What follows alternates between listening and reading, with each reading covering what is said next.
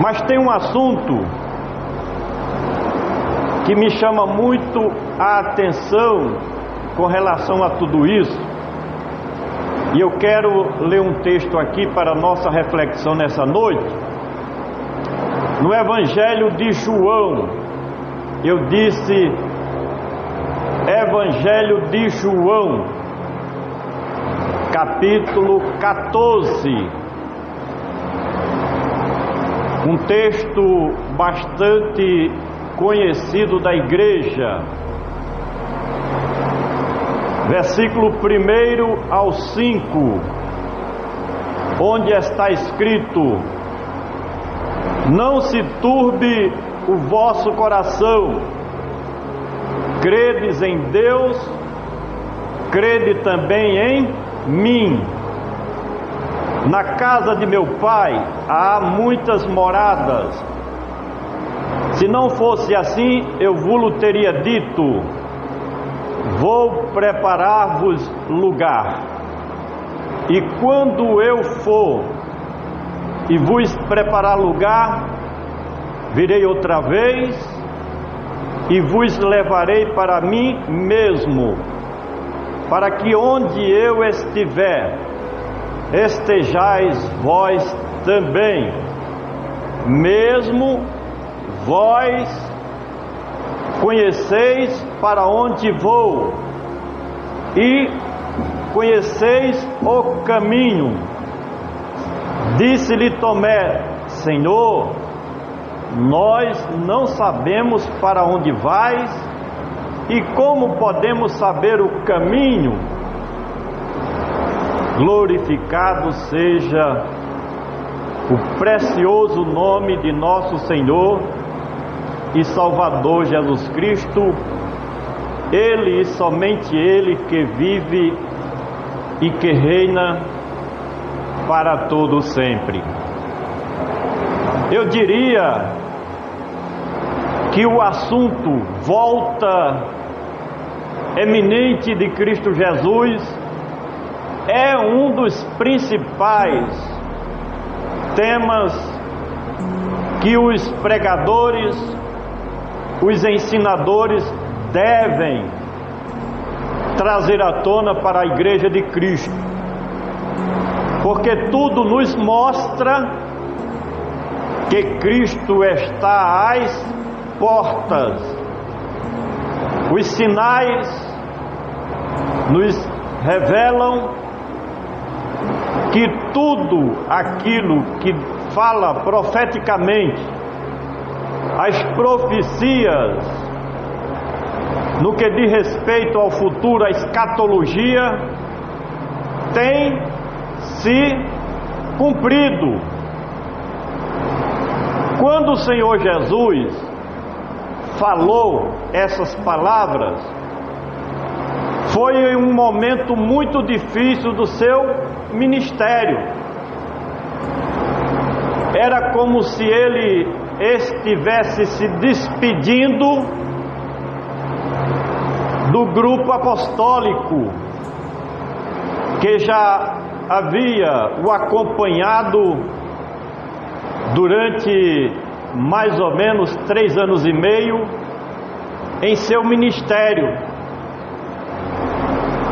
E ele percebia que os apóstolos estavam preocupados,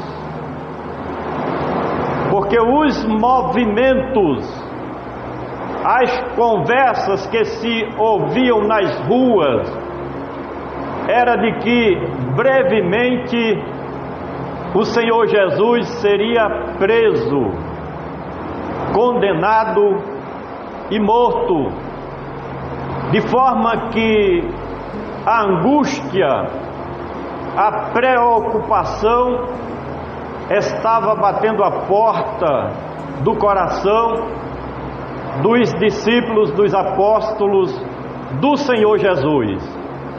Razão porque ele traz esta mensagem primordial de motivação: não se turbe os vossos corações.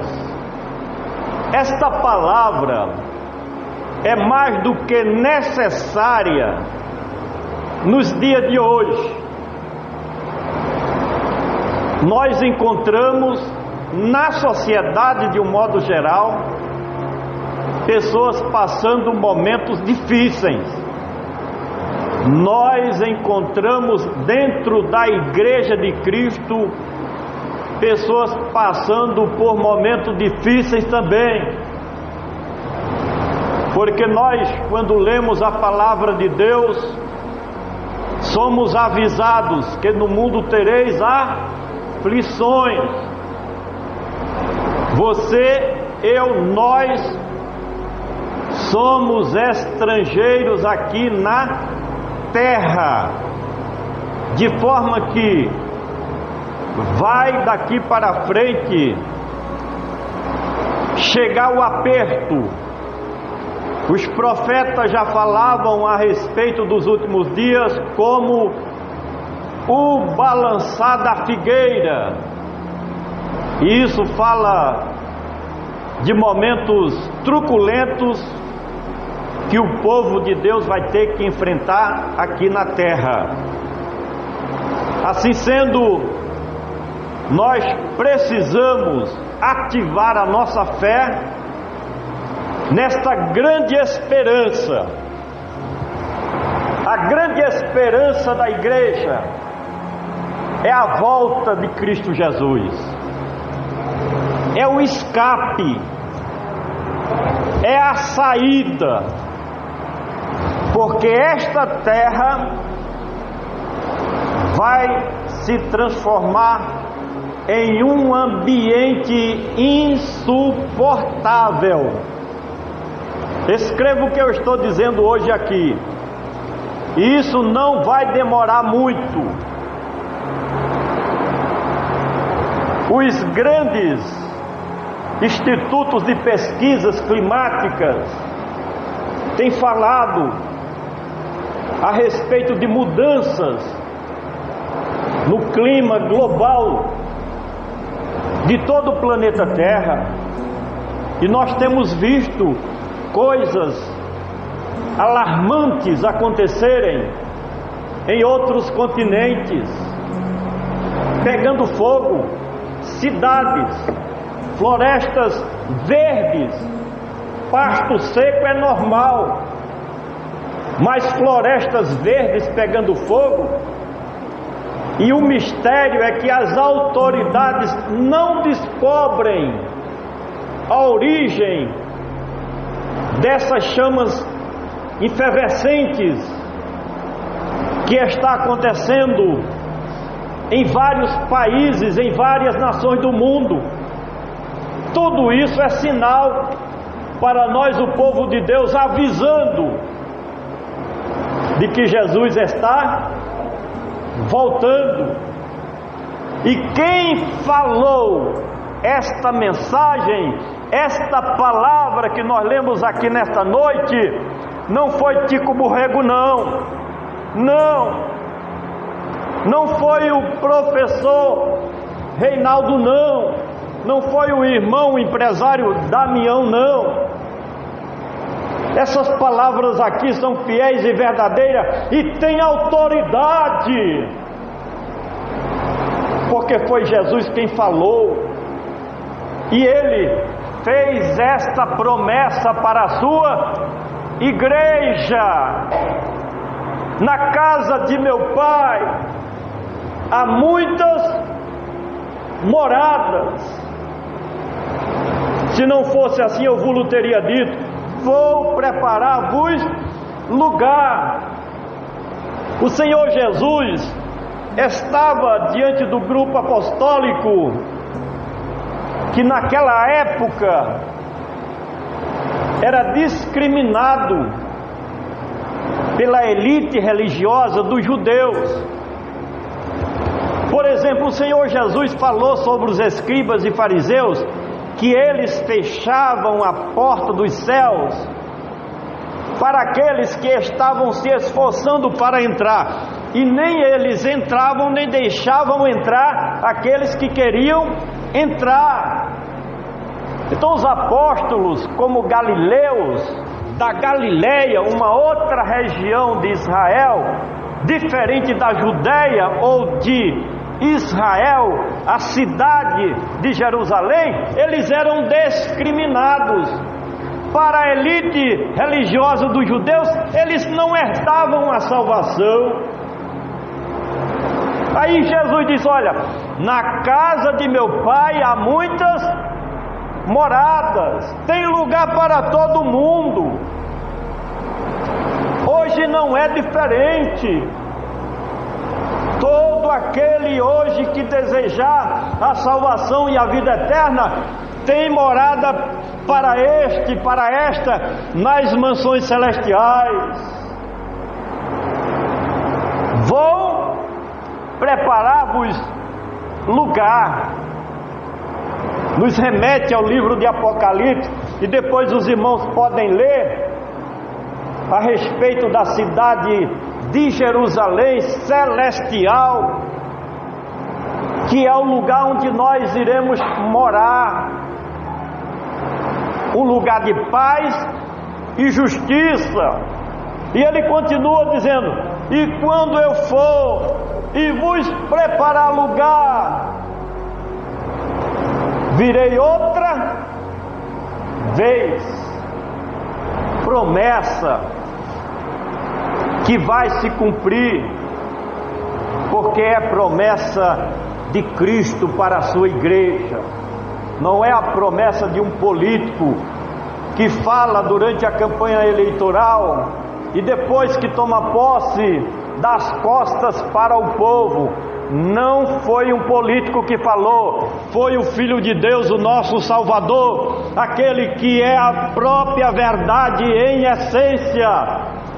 Virei outra vez. Tem religião que se diz protestante ou cristã, em que os seus ensinadores, os seus líderes, já não ensinam mais sobre a volta de Jesus. Os pregadores da teologia da prosperidade, eles acham que Jesus não vai voltar, que o paraíso vai ser aqui na terra, e que você tem que ter riquezas materiais, porque o céu é aqui na terra. Tem uma grande religião que eu não quero nem citar o nome aqui, os irmãos sabem quem são. Eles defendem de que o paraíso será aqui na terra, é aqui na terra. Não existe céu, não existe uma nova Jerusalém celestial para eles. Mas Jesus disse: eu voltarei. E para que Jesus ele vai voltar? E vos levarei para mim mesmo. Vai tirar, irmãos, o seu povo deste mundo. O Senhor Jesus, ele falou que assim como foi nos dias de Noé, assim será na volta do Filho de Deus, o Filho do homem, ele fala. E o que aconteceu ali no dilúvio? Deus falou com o pregoeiro da justiça, da verdade, Noé, de que iria mandar o dilúvio para a destruição do mundo antigo. E ele pregou, e ele falou, e ele avisou, como nós estamos sempre avisando, pregando, anunciando, tocando a trombeta de Deus, que é a sua palavra, avisando que Jesus vai voltar. Não acreditaram em Noé, não acreditaram. Deus mandou o dilúvio, destruiu o mundo antigo, e Noé e a sua família entrou na arca e escapou da destruição. Não vai ser diferente daqui para frente. Deus vai destruir esta terra por causa dos seus moradores, que têm entrado pelo caminho da rebelião, da apostasia. da desobediência aos mandamentos de Deus, da incredulidade, do ateísmo deliberado. São blasfemadores. As principais lideranças do Brasil e do mundo são blasfemadores das coisas de Deus. São detratores, diz o Evangelho, que detratam das coisas de Deus, que zombam das coisas de Deus, que blasfemam das coisas de Deus. E Deus está só olhando, observando. Mas no tempo certo, no momento exato, no cronograma das suas realizações, de acordo com a sua agenda, Ele vai agir contra os seus inimigos, contra os seus adversários. Mas antes dele tomar essas providências de catástrofes contra os habitantes da terra, Jesus voltará. Por isso que ele disse aqui, olha: e vos levarei para mim mesmo. Para quê? Para que onde eu estiver, estejais vós também. Ele quer comunhão conosco, parceria. Foi falado aqui, Deus conosco. Eu diria, numa linguagem minha, Jesus está com saudade de nós. Nós estamos com saudades do Senhor Jesus. Nós queremos abraçar o Senhor Jesus, e Ele vem nos buscar para que estejamos com Ele. E Ele diz aqui na sua palavra, olha: e mesmo vós sabeis para onde eu vou. Repito, mesmo vós sabeis para onde vou, e conheceis o caminho. Nós conhecemos o caminho para chegar diante de Deus como bem-aventurado, como redimido por Cristo Jesus, como salvo, como alguém que é verdadeiramente um cidadão celestial, irmãos. Nós sabemos o caminho, basta trilhar este caminho. O caminho leva a algum lugar, foi já dito aqui nessa noite. O caminho é uma direção. Jesus diz: olha, vocês conhecem o caminho como chegar a mim. Mas observe o versículo de número 5. Alguém interpela. Quem foi? Tomé. Tomé, biblicamente falando, é o símbolo daquela pessoa de pouca fé. Tipifica aquela pessoa duvidosa, que duvida, que ainda não tem maturidade espiritual nas coisas de Deus. Talvez represente aquele que ainda não é convertido verdadeiramente. Tomé é aquele tipo de crente que andava com Jesus, foi até chamado por Jesus, mas duvidava. E o que é que ele diz? Disse-lhe Tomé: Senhor, nós não sabemos para onde vais, e como podemos saber o caminho? Dúbio. Pessoas que não têm certeza da volta de Jesus. Irmãos, o tempo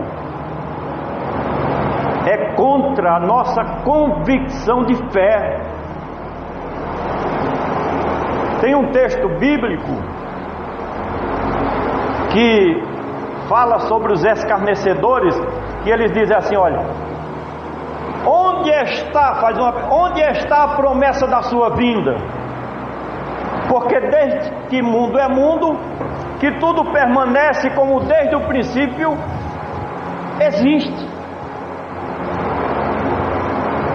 Se nós não colocarmos a nossa fé de acordo com a palavra de Deus, nós vamos duvidar de que Jesus vai voltar, porque vai passando os dias, muita coisa vem acontecendo, escândalos, mas a Bíblia fala sobre isso. Deixa eu falar um pouquinho aqui sobre os sinais que nos falam a respeito da volta de Cristo. Em Daniel capítulo 12, versículo de número 1, diz que nos últimos dias, nos últimos tempos, haverá um momento de angústia sobre a terra como nunca houve antes. Irmãos, nós temos encontrado ou visto nas mídias sociais as pessoas passando por momentos de amargura, de tristeza, de angústia. Pessoas, principalmente nos Estados Unidos, jovens que tiram a própria vida pela pressão que sofrem, pela opressão, pela depressão, pela amargura de alma, pela tristeza. Tem dia que pode acontecer conosco, de você amanhecer o dia e você não sabe porquê, mas existe uma pressão, porque os dias são maus. Tem lugar que você entra assim, você sente um peso, uma pressão, uma opressão. Tem pessoas que você conversa com tais pessoas e você sente que é uma pessoa que está oprimida. São pessoas angustiadas, desesperadas. Chegamos a este tempo na história da humanidade, mas é sinal para nós, o povo de Deus, a fim de que nós possamos olhar para cima e esperar a volta eminente de Cristo Jesus, o nosso Salvador. As profecias estão se cumprindo. Em Mateus capítulo de número 24, versículo 7, fala sobre rumores de guerra, fome, peste, terremotos. Eu pergunto, isso não está acontecendo? Sim, no nosso país, mais de 33 milhões de habitantes, de seres humanos, vive na situação de insegurança alimentar. São pessoas que amanhecem o dia e não sabe se vai ter o almoço, o lanche, a janta. Fome nos países africanos, em outros continentes, as pessoas passando necessidade, fome mesmo, pesada. Graças a Deus nós não passamos por esse problema, porque servimos a Deus e Deus supre as nossas necessidades. Mas tem pessoas aí fora, nas grandes cidades, que passam semanas sem comer. Eu conheci pessoas, mendigos de rua, que eu conversava com elas, e elas me diziam, eu estou com 3 dias sem comer. Como eu trabalhava numa lanchonete, eu tinha que ajudar. Terremotos, está sempre acontecendo, num lugar, em outro lugar. Rumores de guerra, fala sobre rumores de guerra. Porventura não está acontecendo isso? Ucrânia e Rússia estão em guerras. Aquilo ali, irmão, pode estourar uma guerra internacional, global.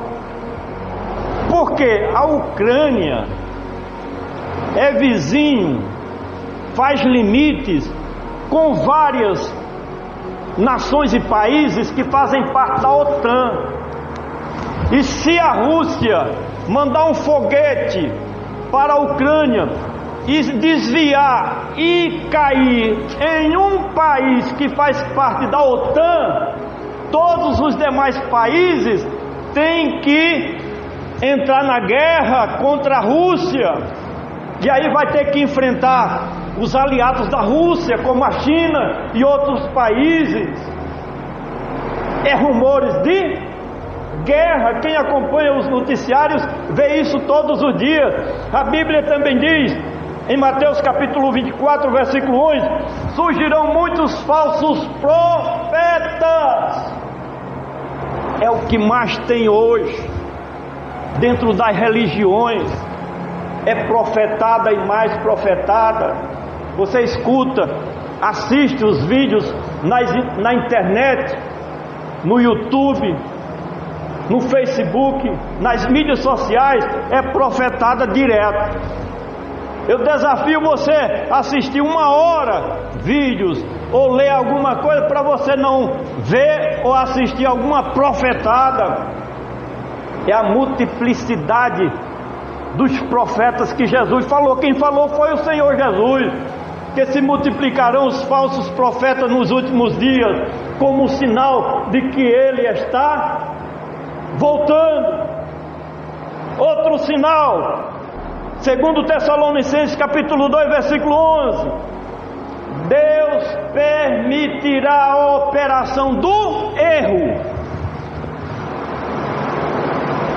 Isso aqui, irmão, é muito evidente. A operação do erro, permissão de Deus. Hoje há uma inversão de valores. Quem presta, sabe quem é? É o errado, é o mau elemento. O cidadão de bem não tem valor. A mulher direita não tem valor. Uma inversão de valores. Quem presta é quem não presta diante da sociedade. Verdade. Nós estamos vivendo o cumprimento desta profecia que Deus falou, a permissão do erro. Nós que vivemos da nossa casa para a igreja, não temos noção do que acontece nas trevas do mundo. Nós não vamos sair da nossa casa e observar o que acontece numa noite de festa em uma cidade como essa no final de semana, nas trevas, nas madrugadas. Coisas terríveis. É a operação do erro. Mas que nós possamos ficar nesta noite com esta mensagem no nosso coração. Porque, irmãos e irmãs, Igreja de Cristo, não adianta nada Cristo vir e não participarmos do arrebatamento. Precisamos valorizar essa promessa da parte de Cristo, porque estamos vivendo em um momento dentro da igreja de se buscar muita coisa. É muito movimento, é muita falsa promessa para essa vida terrena, é muita profetada de bênçãos materiais, de prosperidade, esquecendo o principal, que é isso aqui: nós atentarmos para a volta do Senhor Jesus. Vou repetir, não adianta nós estarmos nessa batalha, que não é fácil. Ser crente não é fácil, ser crente fiel a Deus. E Jesus vir e não participarmos do arrebatamento não adiantou nada, foi perca de tempo. Mas que nós possamos estar alinhados à palavra de Deus, para quando Ele vier, nós subirmos com Ele para as mansões celestiais. Vamos deixar esse mundo, vamos dar prioridade às coisas do nosso Deus, buscando o reino de Deus em primeiro lugar e as coisas que são de cima. Glorificado seja o nome do Senhor. Eu agradeço essa oportunidade em nome do Senhor Jesus. Amém?